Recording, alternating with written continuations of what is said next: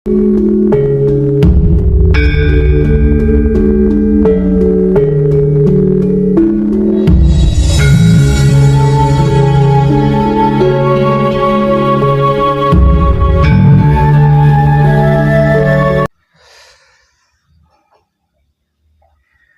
mengawali kadangan, pertanyaan saya akan selalu tetap sama, yaitu ada yang mengalami kesulitan? Ada enggak yang mengalami kesulitan? Entah itu di dalam patrap samadhi atau di luar patrap samadhi.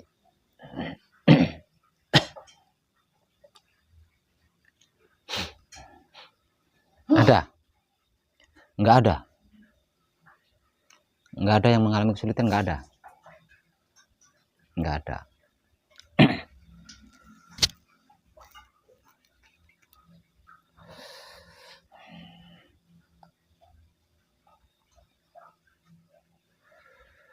Ada enggak yang masih penasaran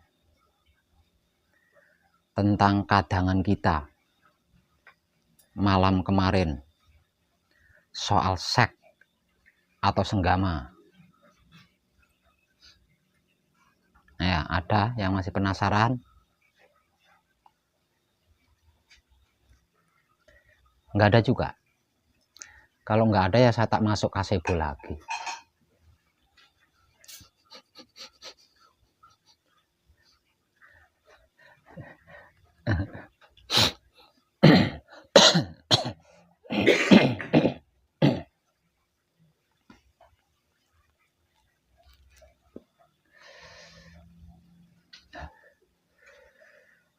Aslinya itu ada, cuma dikarenakan panjenengan tidak menyadari, sehingga panjenengan tidak tahu itu.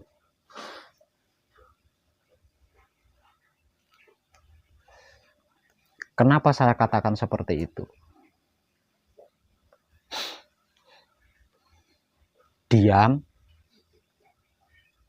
ketika bersamadhi itu tidak gampang, ya, itu tidak gampang. Kebajikan atau menebar kesadaran rasa cinta kasih sayang Romo kepada apapun, siapapun, dimanapun, dengan teknik menikmati rasanya kelakuan yang kita lakukan, itu juga tidak gampang gitu loh. Itu juga tidak gampang itu. Mungkin hanya saja dikarenakan panjenengan baru belajar berkesadaran, panjenengan enggak menyadari titik-titik mana, bagian-bagian mana yang sulit. Panjenengan anggap biasa-biasa saja itu.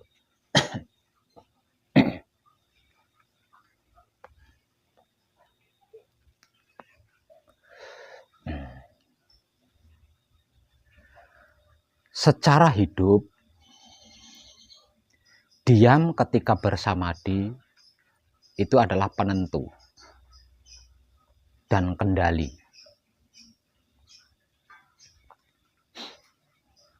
Secara kehidupan, melakukan kebajikan atau menebar kesadaran rasa cinta kasih sayang Romo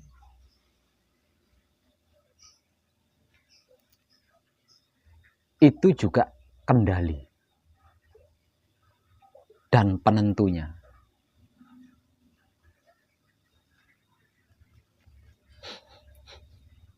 Lah dua-duanya itu hanya dapat dipraktekkan atau dijalankan atau dilakukan dalam keadaan sadar diri. Artinya tidak lupa bahan dan asal-usul raganya, bahan dan asal-usul jiwanya, bahan dan asal-usul hidupnya. Nah ini tidak gampang loh. Ini tidak gampang.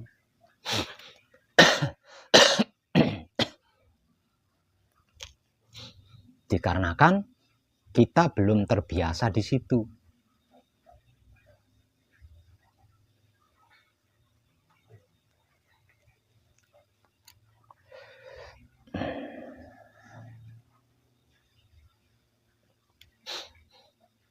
Diam ketika kita bersamadi.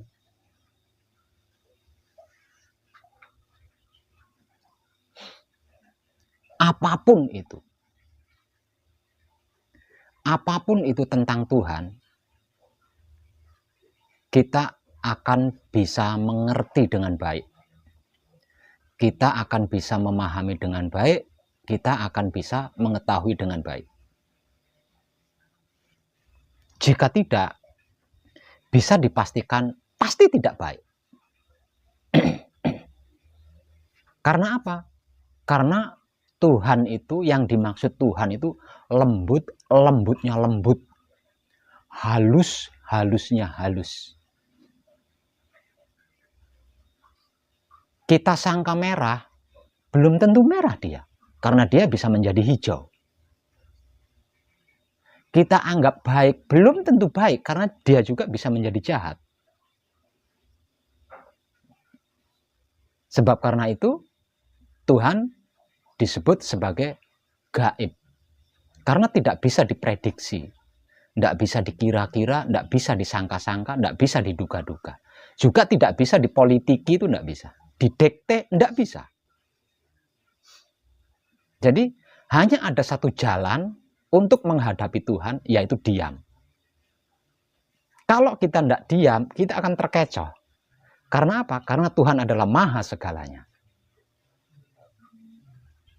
Bisa saya pastikan terkecoh kalau tidak diam.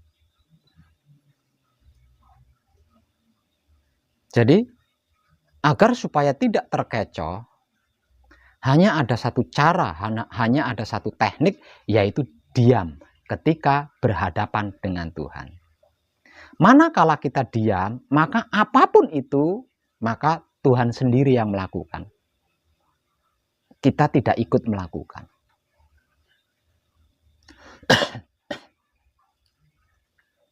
Kalau kita sampai ikut melakukan, pasti tidak sama. Karena tidak sama, pasti simpang siur. Pasti terkecoh, karena tidak sama. Nah, agar supaya tidak terjadi perselisihan dari ketidaksamaan ini, maka salah satunya harus diam. Kalau Tuhan yang diam, tidak mungkin masa Tuhan suruh diam. Artinya suka tidak suka, mau tidak mau, kita kan yang harus diam.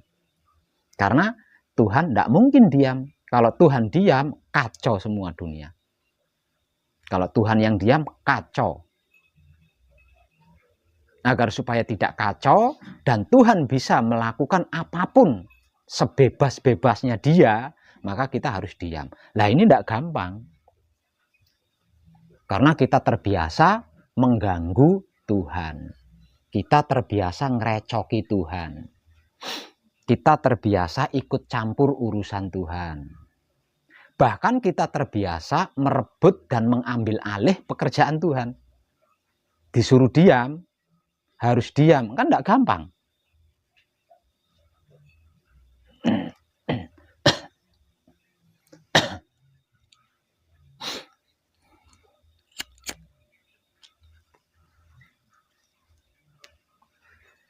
Perlu pelatihan bersungguh-sungguh. Kalau bisa diam menghadapi Tuhan, maka tidak ada sesuatu apapun yang mustahil. Tidak kita mengerti, tidak kita pahami, tidak kita ketahui. Kalau kitanya mau diam.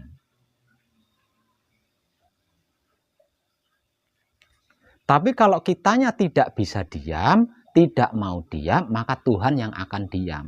Lah, kalau Tuhan yang diam, kacau semua. Kacau semuanya, kacau. Kalau Tuhan yang diam.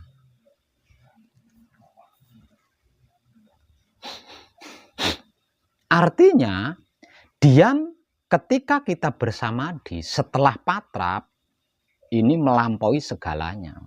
Jadi jangan remehkan ya. Jangan diremehkan. Diam, tapi isinya kan Tuhan. Karena diam, sehingga yang menjadi isi adalah Tuhan. Jadi jangan dianggap sepele. Hah, cuma diam? Jangan dianggap sepele. Sebab diamnya kita ketika bersamadi, isi daripada jiwa raga kita adalah Tuhan. Sebab karena itu saya katakan diam di dalam samadhi adalah melampaui segalanya.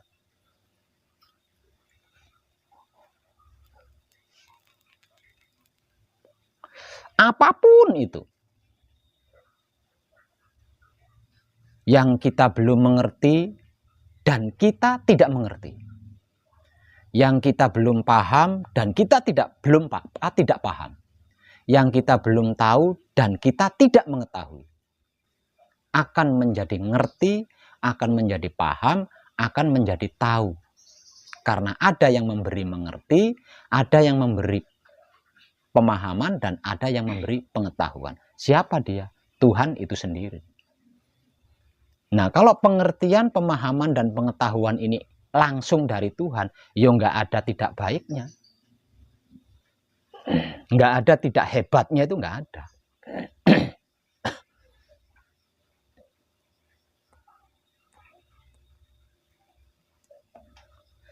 Itu seputar patrap samadhi.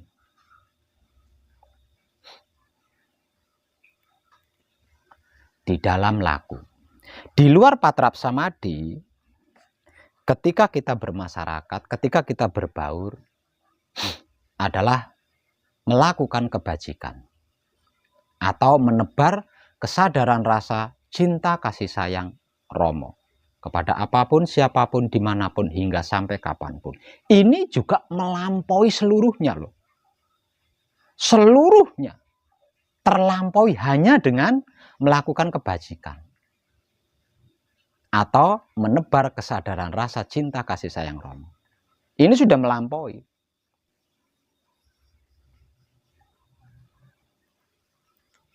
Bagi yang masih awam, pasti ada pertanyaan di situ.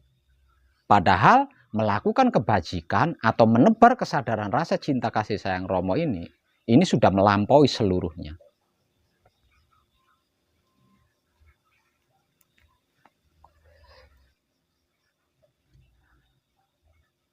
Kebajikan atau kesadaran rasa cinta kasih sayang Romo paling sederhana,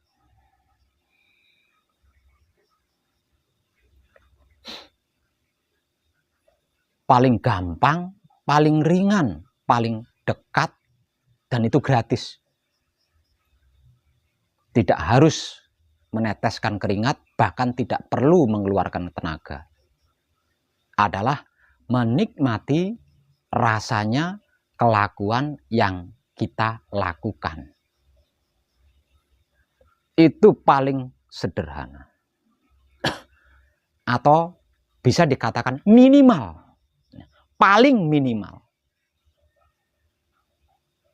Lah, dengan minimalnya kebajikan atau kesadaran rasa cinta kasih sayang Romo ini,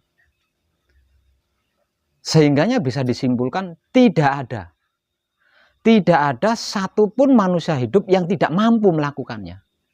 Nah, tidak ada satupun manusia hidup yang tidak bisa melakukannya, yang tidak mampu melakukannya, yang tidak kuat melakukannya. Lawong hanya menikmati rasanya kelakuan. Tidak pakai modal, tidak harus meneteskan keringat, bahkan tidak harus menggunakan tenaga. Jadi tidak ada alasan untuk tidak mampu melakukan, tidak kuat melakukan, tidak ada alasan. Lawang cuma menikmati rasanya kelakuan.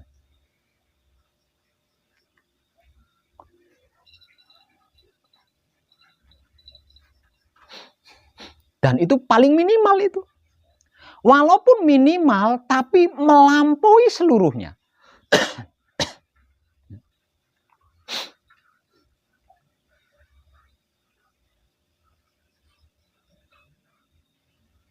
Melakukan kebajikan atau menebar kesadaran rasa cinta kasih sayang Romo. Setidak-tidaknya dibuat minim.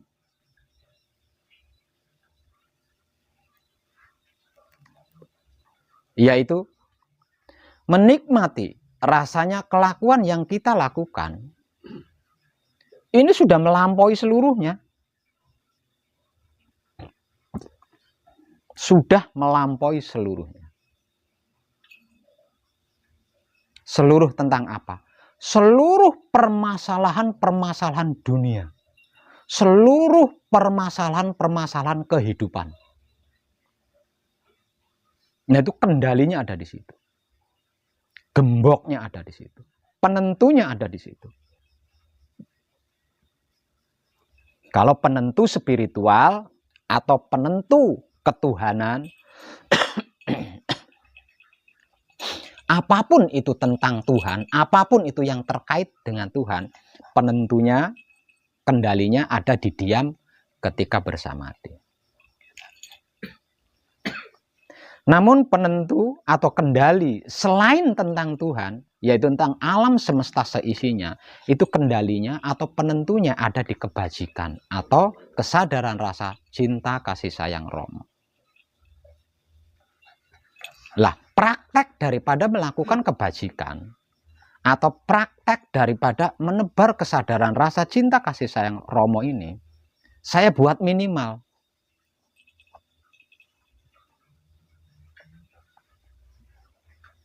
Yaitu dengan menikmati rasanya kelakuan yang kita lakukan.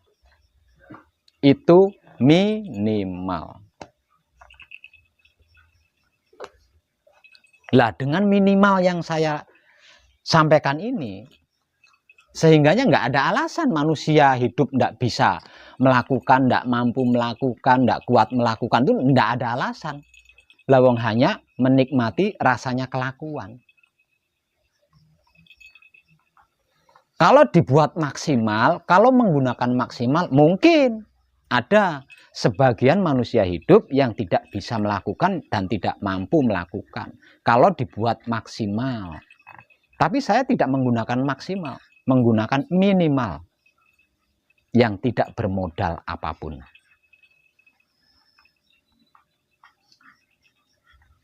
Apa yang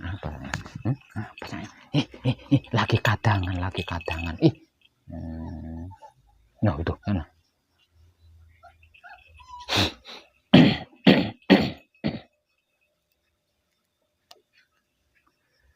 Hanya dengan menikmati rasanya kelakuan yang kita lakukan. Oh, ini sudah melampaui seluruhnya. Tidak ada yang tidak terlampaui di sini. Kenapa saya katakan begitu? Sebab semua kejadian-kejadian yang terjadi kita alami, itu semuanya kan kelakuan kita. Ada enggak sesuatu kejadian terkait dengan kita yang itu bukan kelakuan kita?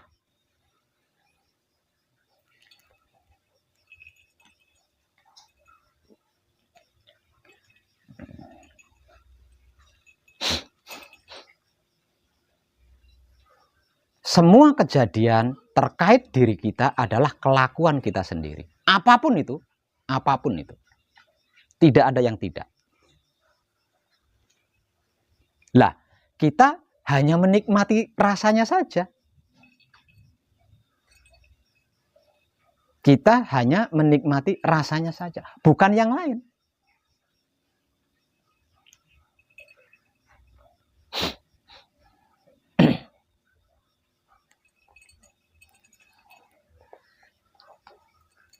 Coba perhatikan dan saya akan membahasnya lebih dalam lagi. Kita diberi hidup, kita diberi kehidupan oleh hidup kita selama 24 jam full, tanpa jeda. Atau sehari malam full, tanpa jeda. Tanpa spasi, tanpa titik, tanpa koma. Kita itu diberi kehidupan oleh hidup kita selama 24 jam full, non-stop.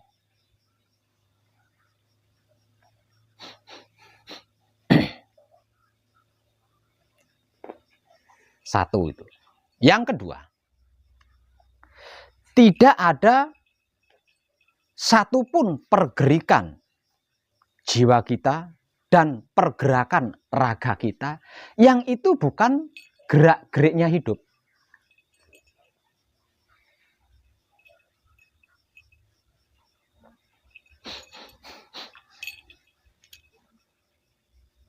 Lah, gerak-gerik yang terjadi selama 24 jam full non-stop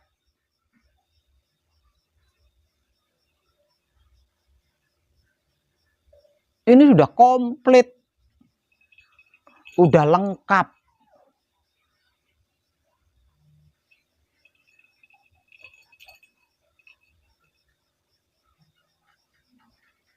Ada gerak-gerik tidur, ada gerak-gerik bangun, ada gerak-gerik bergerak ketika sedang tidur, ada gerak-gerik duduk, ada gerak-gerik berjalan, ada gerak-gerik bekerja, ada gerak-gerik beol, ada gerak-gerik pipis, ada gerak-gerik makan, ada gerak-gerik minum, ada gerak-gerik medang, ada gerak-gerik merokok, ada gerak-gerik seks atau senggama, ada gerak-gerik mimpi, ada gerak-gerik berkomunikasi dengan orang lain, ada gerak-gerik menghadap atasan, ada gerak-gerik kerja buruk. Apa yang tidak ada di situ? Makanya saya katakan melampaui di situ, melampaui.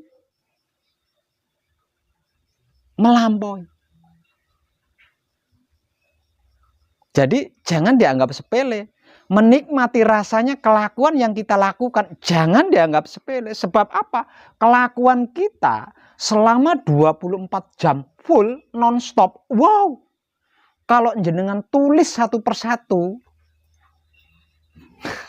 menghabiskan buku berapa itu?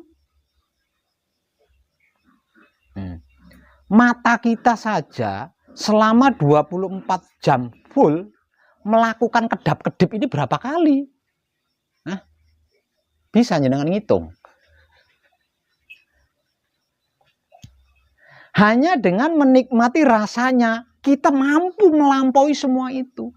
Sehingganya tidak ada satupun pergerakan dan pergerakan yang tidak kita sadari. Lah kalau semua pergerakan dan pergerakan ini kita sadari, untuk apa kita ngerancang?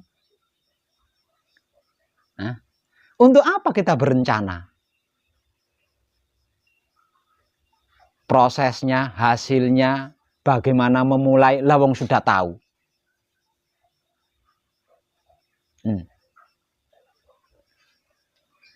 Semua pergerakan jiwa kita itu adalah hidup yang menggerikan. Semua pergerakan tubuh kita itu adalah pergerakan hidup atau hidup yang menggerakkan. Dan kehidupan yang diberikan oleh hidup kita selama 24 jam full non-stop, wow, ratusan bahkan ribuan pergerakan dan pergerakan.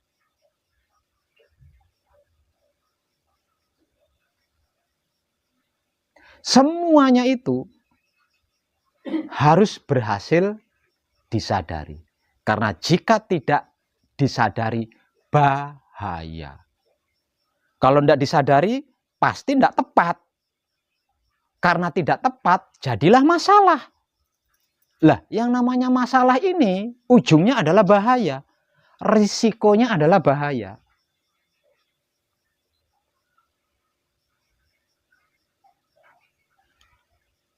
Lah, praktek menikmati rasa kelakuan yang kita lakukan ini bermula dari kita pertama kali membuka mata sampai menutup mata lagi.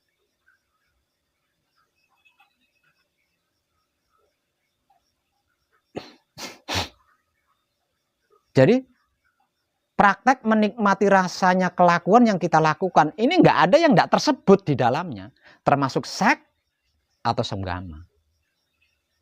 Gitu loh.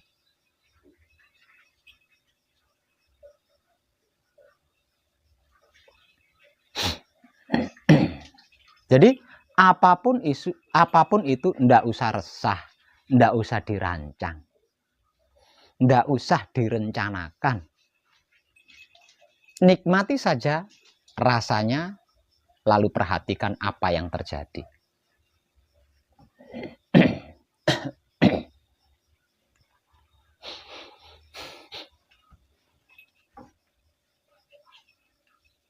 Sederhana kan? Kalau ada minimal berarti ada maksimal. Lah, kebajikan, melakukan kebajikan atau menebar kesadaran rasa cinta kasih sayang Romo, maksimalnya yang seperti apa Pak Web? Maksimalnya kita harus berkorban untuk umum, bukan pribadi. Itu maksimalnya. Nah, kalau kita bisa melakukan kebajikan atau menebar kesadaran rasa cinta kasih sayang Romo ini dengan maksimal, oh lebih cepat. Lebih cepat. Tapi kan tidak menutup kemungkinan bahwasanya ada yang tidak mampu kan. Makanya yang saya gunakan minimal, bukan maksimalnya. Kalau yang digunakan adalah maksimalnya, banyak orang-orang yang tidak mampu melakukannya. Tapi dikarenakan yang disebut Tuhan itu adalah maha cinta kasih sayang, maka bukan hanya yang maksimal yang diterima, minimal pun tetap diterima oleh Tuhan.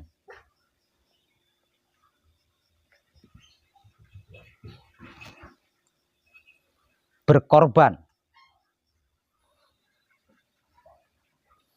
tentang kebajikan atau tentang kesadaran rasa cinta kasih sayang Romo, detailnya jelasnya seperti apa Pak Web? Seperti ini.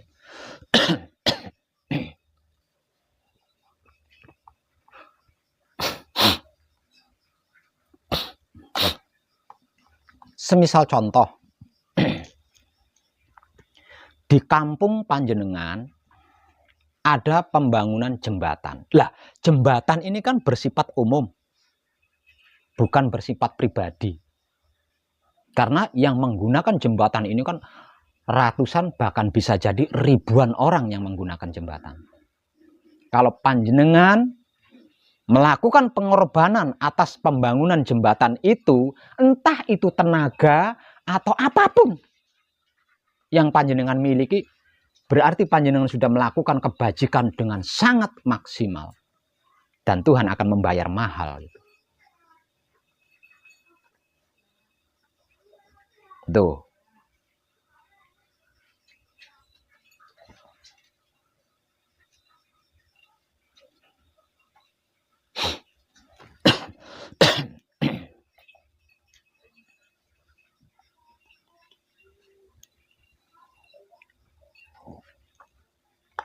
Semisal contoh lagi, di kampung Panjenengan ada pembuatan jalan. Nah, jalan ini kan bersifat umum, bukan pribadi. Kalau Panjenengan berani berkorban tentang pembangunan jalan itu atau pembuatan jalan itu, lah berarti Panjenengan sudah melakukan kebajikan dengan sangat maksimal. Atau menebar kesadaran rasa cinta kasih sayang Romo dengan sangat maksimal. Atau mungkin di lingkungan Panjenengan adalah lingkungan sibuk, lingkungan orang-orang sibuk beraktivitas. Untuk melakukan aktivitas, seseorang harus muter jauh karena tidak ada jalan yang singkat atau yang dekat. Kemudian Panjenengan berani mengorbankan secuil tanah Panjenengan untuk dijadikan jalan alternatif agar supaya orang yang super sibuk itu tidak terlalu jauh jalannya. Itu kebajikan yang sangat maksimal. Itu adalah kesadaran rasa cinta kasih sayang Romo yang sangat maksimal.